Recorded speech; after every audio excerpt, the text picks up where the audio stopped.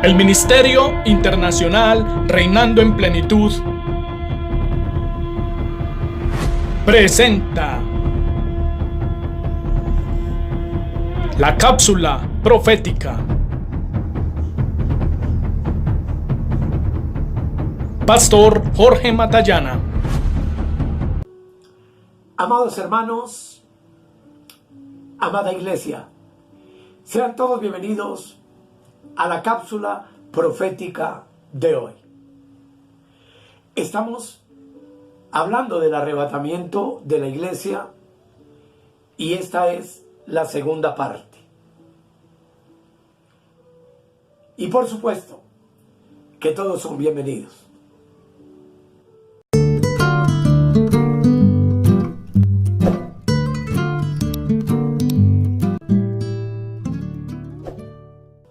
Como ya les dije, mis amados, esta es la segunda parte del tema, el arrebatamiento.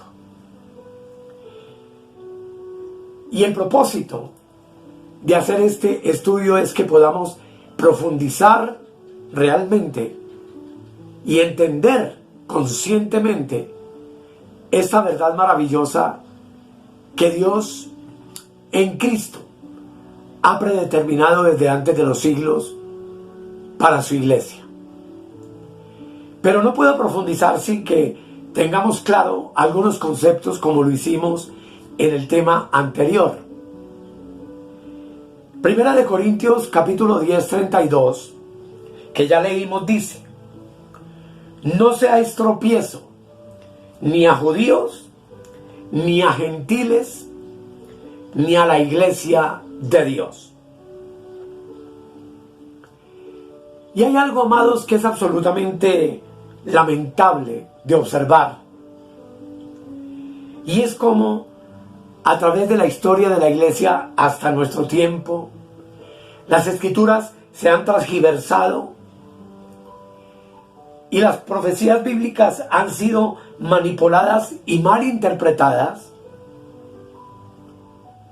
Y muchos, congregaciones, ministros, pastores, han pretendido a través de los siglos hacer una fusión de los dos pueblos más importantes para Dios, que son la nación de Israel y la iglesia. Ambos pueblos escogidos por Dios, pero que indudablemente son completamente diferentes. Dos pueblos con metas y objetivos completamente distintos, pero que sin embargo muchos falsos maestros a través de la historia han pretendido hacer de la iglesia y de Israel un solo pueblo. Y voy a tratar de explicarlo para que ustedes lo comprendan a profundidad. Históricamente, el concepto de que la iglesia es el Israel espiritual de Dios es una enseñanza que se fue introduciendo sutilmente dentro de la iglesia. Y resultó como el fruto de la falta de fe de los cristianos del siglo XVI. Cuando nadie de ellos creía que fuera posible que Dios pudiera cumplir la promesa hecha a la nación de Israel, de que los judíos volverían a la tierra de Palestina algún día. Todos sabemos que ellos se hallaban dispersos por toda la tierra desde el año 70, cuando Tito, general romano, arrasó Jerusalén. Tú y yo ya hemos visto mucho sobre ese tema. Y el templo fue destruido, no quedando de él piedra sobre piedra, tal y como el Señor lo profetizó al comienzo de Mateo capítulo 24. Humanamente se veía imposible que pudieran cumplirse todas las profecías al respecto de la nación de Israel y los pactos que Dios había anunciado previamente. Así que los líderes de esas iglesias, debido a su falta de fe y falta de visión, comenzaron en ese tiempo, escuche bien, siglo XVI, a llamar la iglesia como el Israel espiritual de Dios.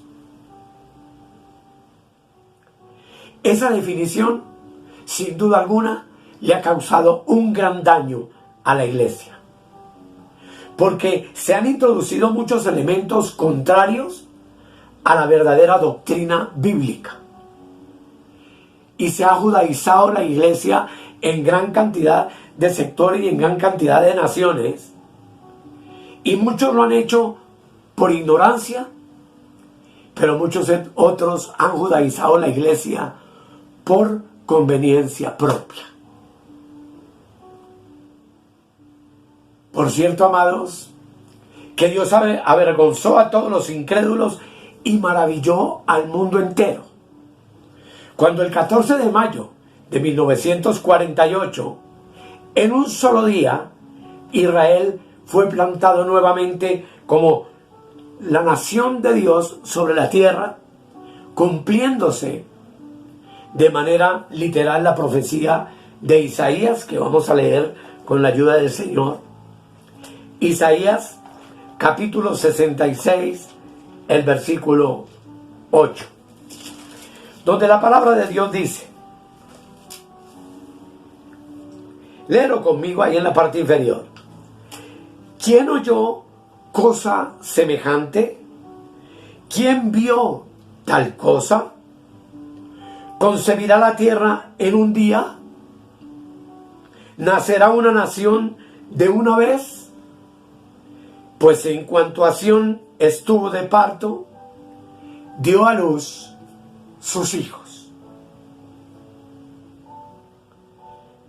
Pero entonces, ¿por qué ahora, tantos años después de que Dios realizó ese milagro maravilloso, de que Israel pudiera ocupar nuevamente la tierra que antes le fue prometida a Abraham, todavía los cristianos siguen hablando de que la iglesia es el Israel espiritual de Dios?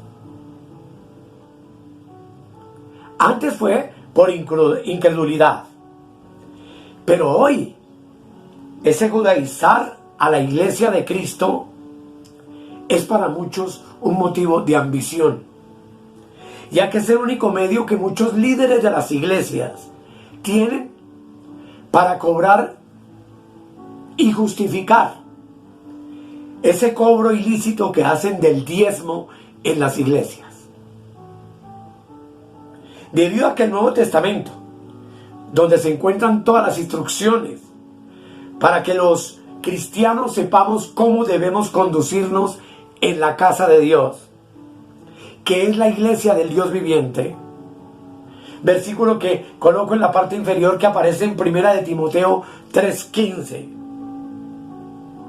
y en muchas otras partes del Nuevo Testamento debemos reconocer que no aparece ningún mandamiento al respecto, ni ejemplo alguno de alguna iglesia que en el comienzo haya cobrado diezmos a los hermanos. Con el mismo argumento, en tiempos muy recientes, también han introducido las 7 fiestas solemnes de la nación de Israel, pero destacan sobre todo la fiesta de las primicias. Y aunque a decir verdad, no es más que un remedio de una caricatura grotesca de lo que el Señor le ordenó a Israel en el capítulo 23 de Levítico, que yo te recomiendo que tú leas. Claramente detrás de eso, del diezmo y de las primicias, hay un motivo netamente económico.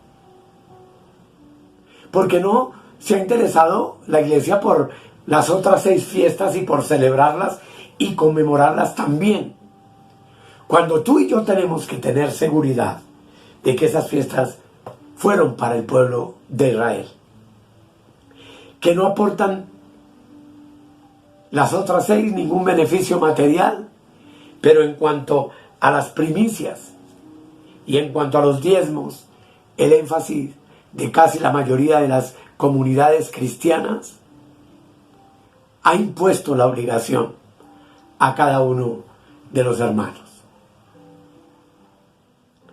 Los judaizantes modernos se ven obligados a forzar las escrituras, de una manera arbitraria para poder sostener su engaño. Por supuesto que al hacer estas cosas, amados, demuestra no tener ningún respeto por las reglas más elementales de la interpretación bíblica.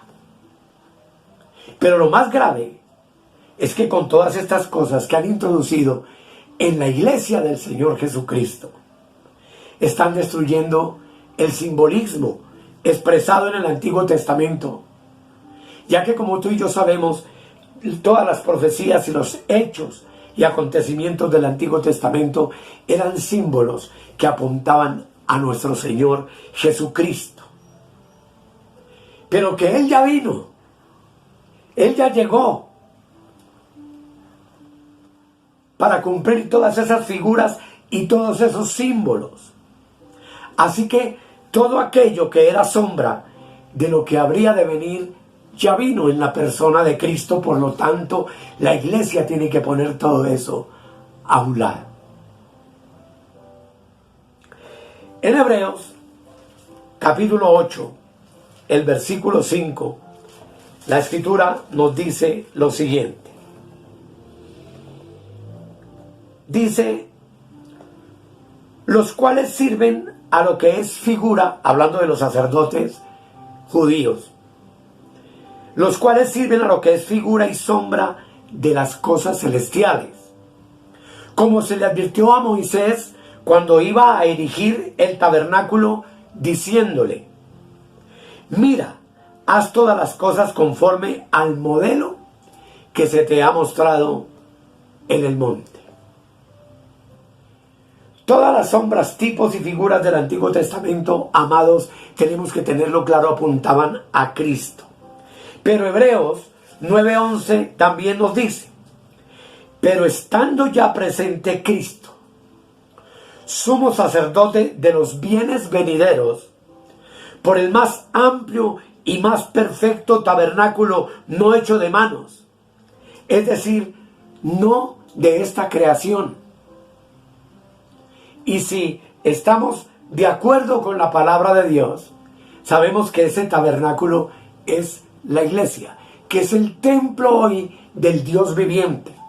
Esa iglesia que somos, que eres tú y que soy yo, y quienes somos el templo, la casa, la morada del Dios viviente sobre la tierra, en la persona de Cristo, que habita por la fe en nuestros corazones.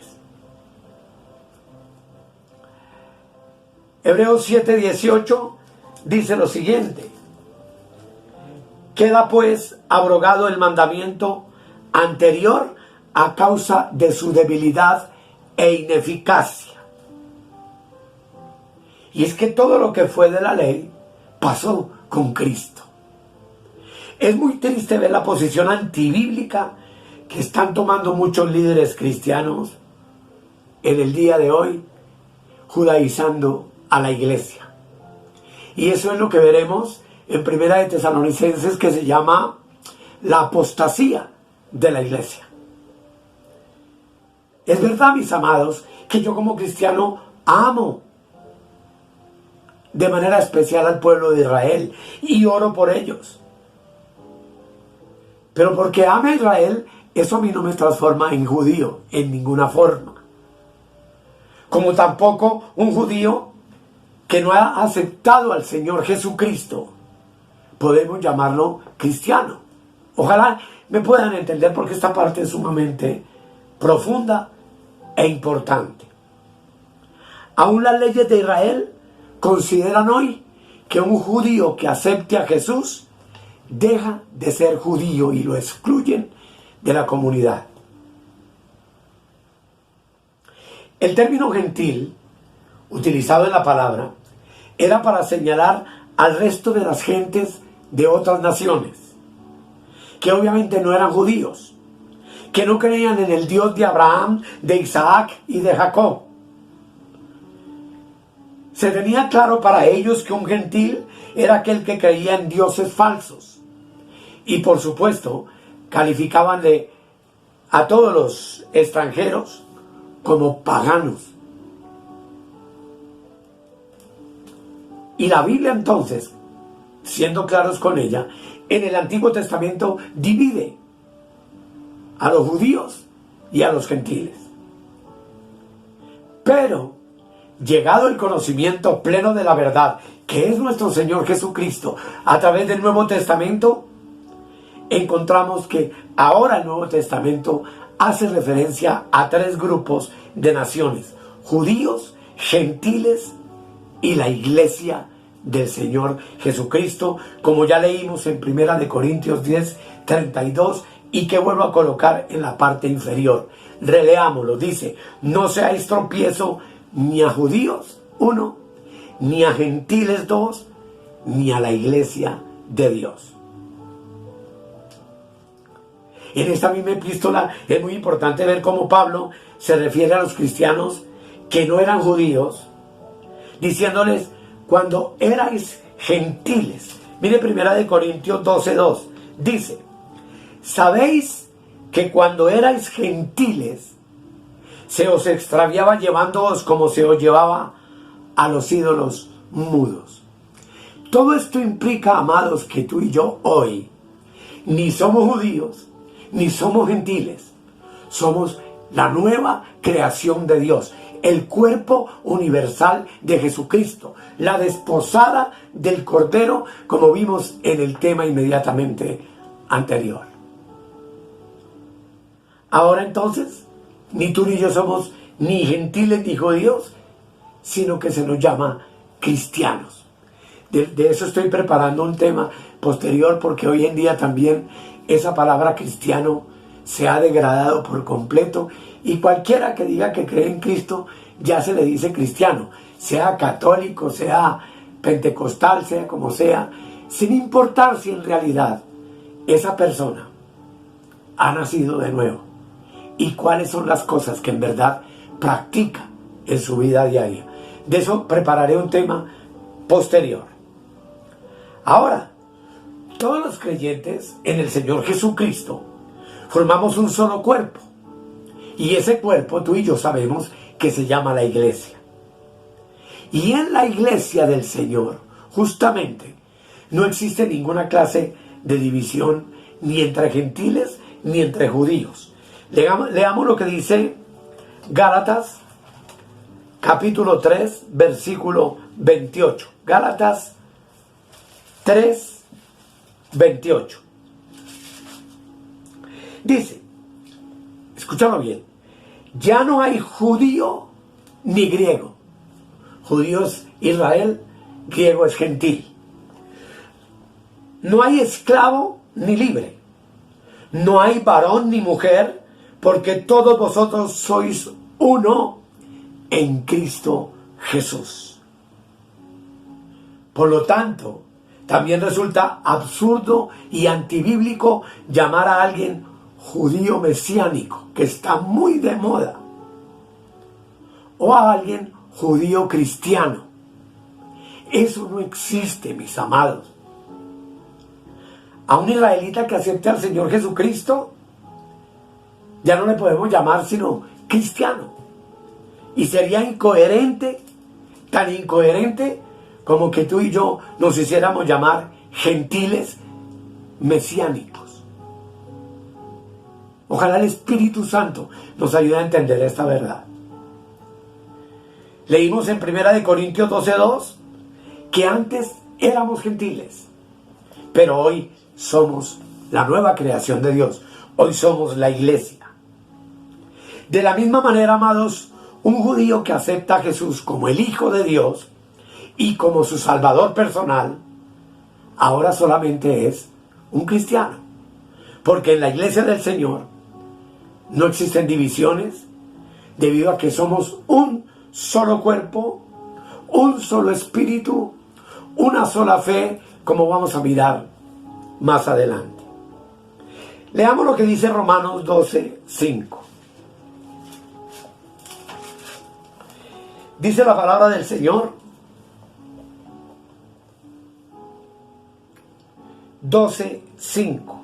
Dice: así nosotros, siendo muchos, somos un cuerpo en Cristo, y todos miembros los unos de los otros. Qué cosa formidable, mis amados hermanos. También Efesios, capítulo 4, el versículo 4 y 5 nos dice lo siguiente: un cuerpo y un espíritu. Usted nota que es con mayúscula. Como fuisteis también llamados en una misma esperanza de vuestra vocación. Un Señor, una fe, un bautismo, un Dios y Padre de todos, el cual es sobre todos y por todos y en todos. En consecuencia, resulta obvio que Israel no puede ser la iglesia y la iglesia tampoco puede ser Israel. Mucho menos el Israel espiritual de Dios. Son dos pueblos diferentes y eso es lo que nos va a ayudar a entender la interpretación profética. La iglesia tiene a Jesús como su Señor y Salvador. E Israel aún hoy en día rechaza a Jesús. Las redes están llenas de comentarios y de videos donde los judíos hoy por hoy están desesperados clamando por su Mesías. Porque los judíos no creen en Cristo. Y si no creen en Cristo, ni son salvos, ni son hijos de Dios. Son una nación más de la tierra, que si bien fue escogida por Dios en los lomos de Abraham, Isaac y Jacob, luego de que dieron muerte a Dios mismo en la persona de Cristo, fueron endurecidos en parte, pues hay una parte de judíos que creen en Cristo, pero la gran mayoría de los judíos espera a un Mesías falso, y usted y yo lo sabemos suficientemente. Si un gentil acepta a Cristo, es cristiano. Si un judío acepta a Cristo como su Señor, también es un cristiano. Sin apellidos, sin divisiones, porque el cuerpo de Cristo, obviamente, como ya leímos, no puede estar dividido. Hoy existen, según la Biblia, judíos, gentiles y la iglesia del Señor. Muchas veces mal llamados cristianos, como veremos después. Y es que, amados, quise compartir con ustedes esto como una introducción a que entendamos que hay muchas diferencias entre Israel y la iglesia. Y quiero mencionar solamente 25 diferencias que nos permiten comprender fácilmente que son dos pueblos completamente diferentes. ¿Escogidos por Dios? Sí, pero con objetivos y con metas diferentes.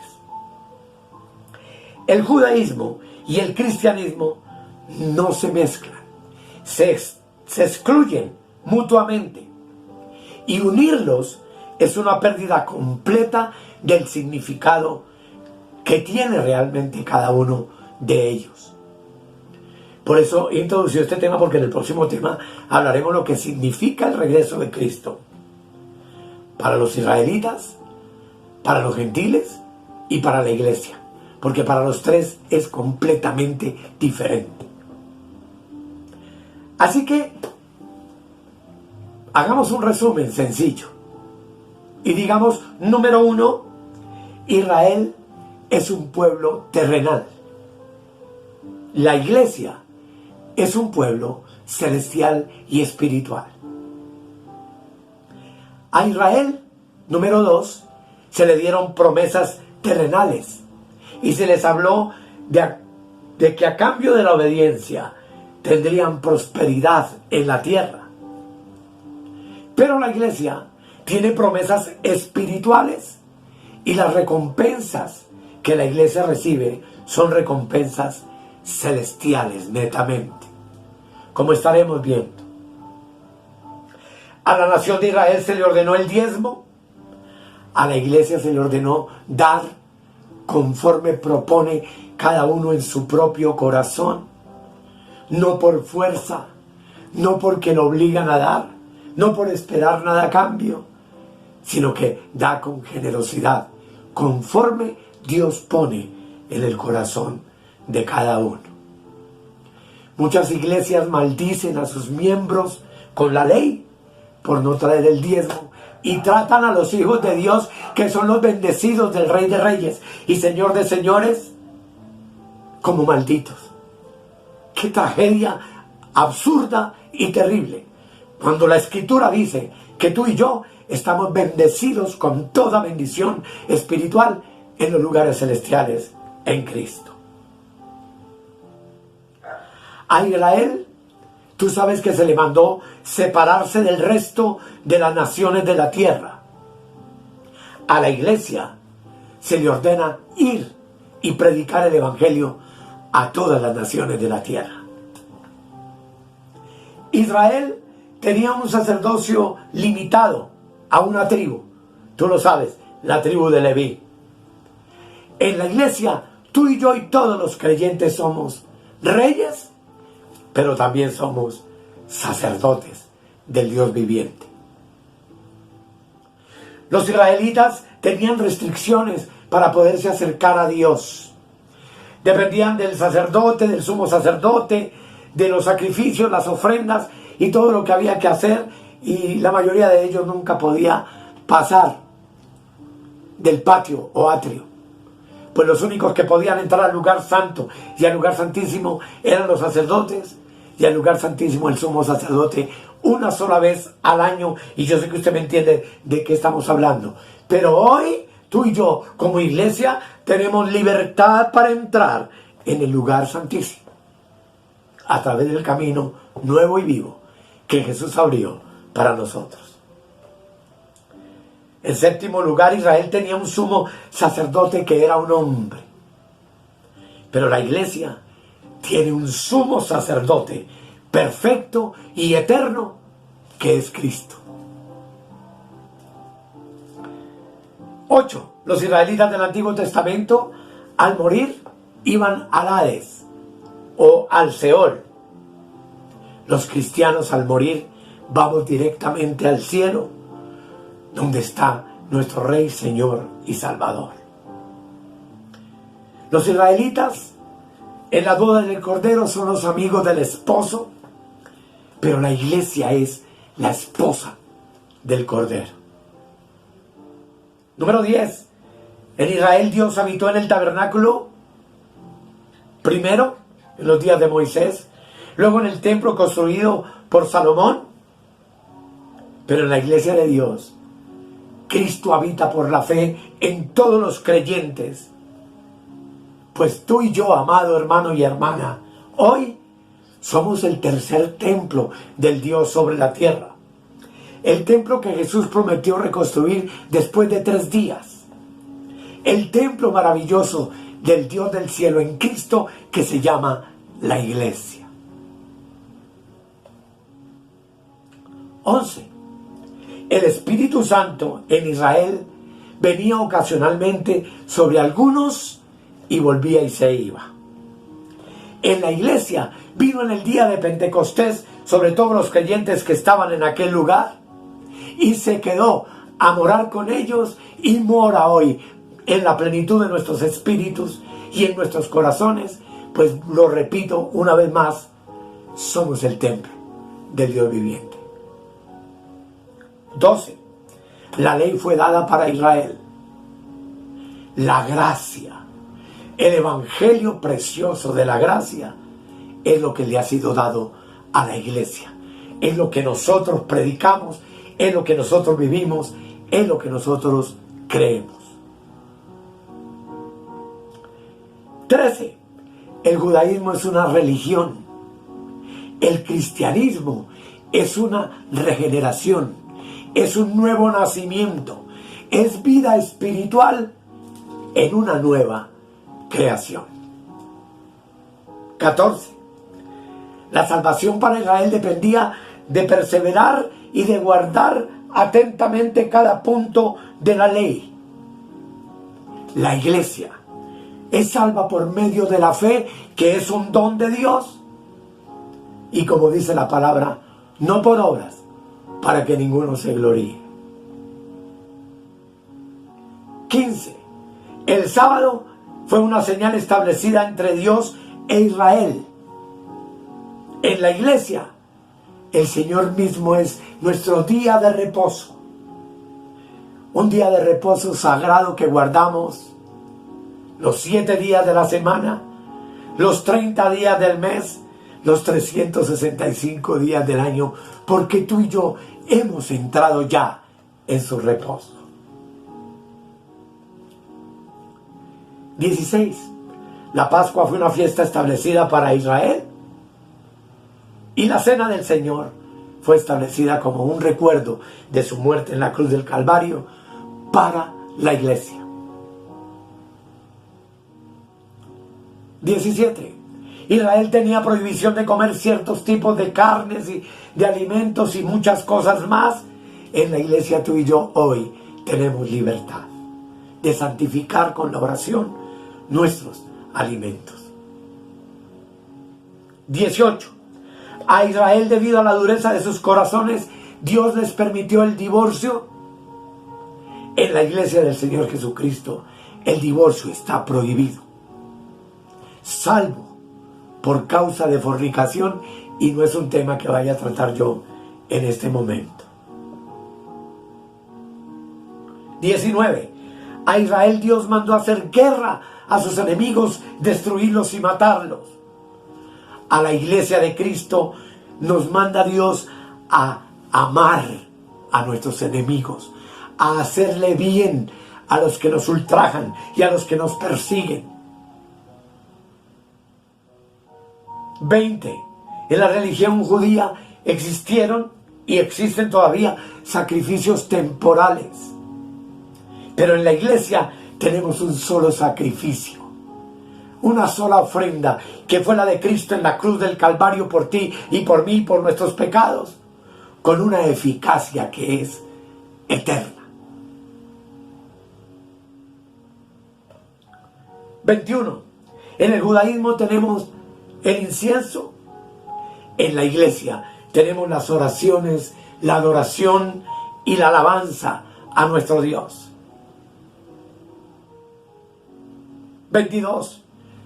Para Israel fue la unción con aceite vegetal físico. Para la iglesia la unción es el Espíritu Santo, que ha sido derramado en Pentecostés y que hoy, del cual tú y yo estamos llenos. Es nuestro óleo santo, es nuestra unción perfecta. 23. En Israel la alabanza se realizaba por medio de instrumentos musicales. En la iglesia, la oración y la adoración debe ser hecha en espíritu y en verdad, producto de un corazón renovado, de un corazón nuevo, de un corazón contrito y humillado delante de la grandeza y de la presencia de nuestro Dios. 24. Israel tendrá su encuentro con el Señor en la tierra al final de los 7 años de la tribulación. La iglesia va a tener un encuentro en breve con el Señor en el aire. De eso estaremos hablando. 25. Israel pasará por la tribulación y por la gran tribulación y recibirá a un falso Mesías que los perseguirá y asesinará inmisericordiamente, llamado el Anticristo. La iglesia no. La iglesia estará ante el tribunal de Cristo en el tercer cielo, y de allí saldrá la esposa del Cordero, que retornará con él al final de los 7 años de la tribulación.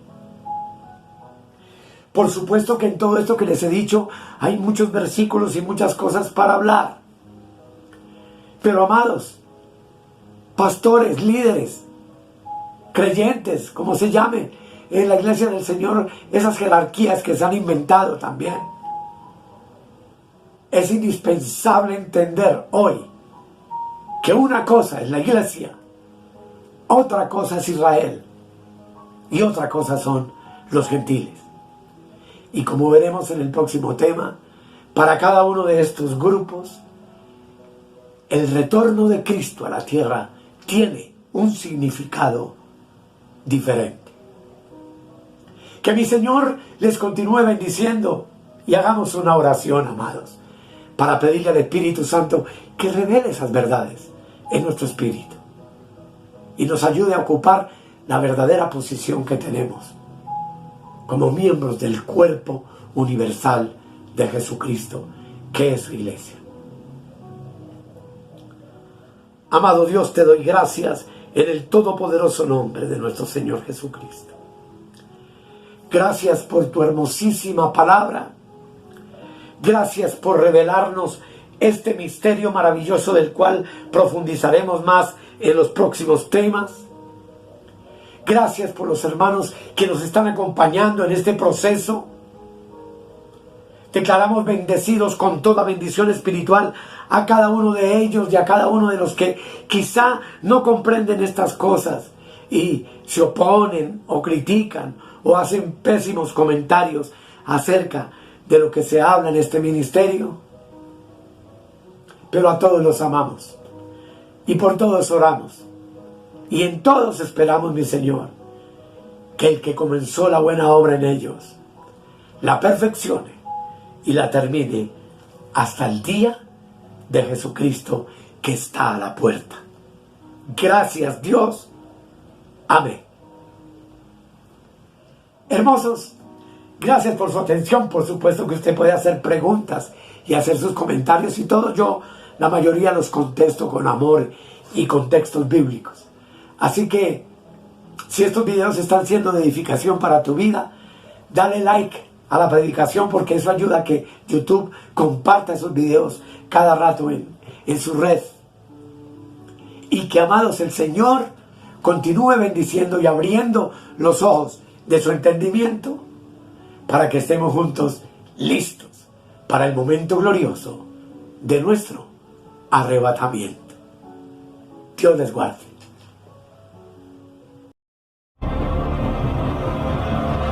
He aquí yo vengo pronto, y mi galardón conmigo, para recompensar a cada uno según sea su obra. Si necesitas oración o tienes alguna inquietud, contáctenos al 314-585-2864. Suscríbete en nuestro canal de YouTube o escríbenos al correo electrónico reinandoenplenitud@gmail.com. Bendiciones para todos.